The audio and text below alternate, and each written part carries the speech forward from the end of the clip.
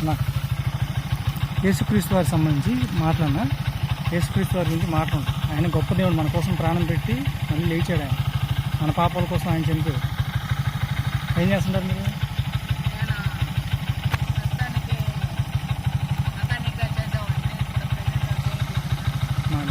ఎక్కడే మీరు? ఇక్కడేనా?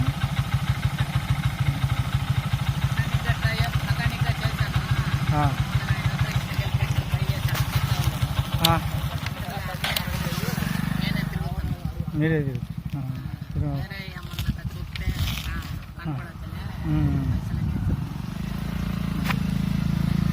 అది యేసు ప్రభు వారు ఏంటంటే మన కోసం ప్రాణం పెట్టాడన్న. ఇప్పుడు మనకు ఒక చిన్న ముళ్ళు తగిలిందనుకో కాలికి, మనకి ఎంత నొప్పి పుట్టింది. కానీ ఆయన మన కోసం ముళ్ళ రెల్లు ఉండేది కదా, ముళ్ళ రెల్లు తలకు పెట్టారు వాళ్ళు.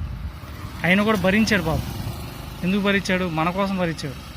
ఆయన పరిశుద్ధ రక్తం ఉంటేనే మనకి శాపానికి, మన పాపాలు కానీ శాపాలు కానీ విమోచన వస్తాయి. ఆయన పరిశుద్ధ రక్తం లేకపోతే మనం ఈ పాపాలు శాపాలు పావు. అది ఏ నామంలో కానీ ఏ రక్తంలో కానీ కడగబడవు. ఒక యేసుక్రీస్తు వారి రక్తంలోనే ఆ పాపాలు, మన మీద పాపాలు వస్తుంటాయి, మనం చేసే పాపాలు ఉంటాయి, మనకు కొన్ని శాపాలు వస్తుంటాయి. ఆ శాపాలు కానీ పాపాలు కానీ పోవాలంటే యేసుక్రీస్తు వారి రక్తంతోనే పోతాయి.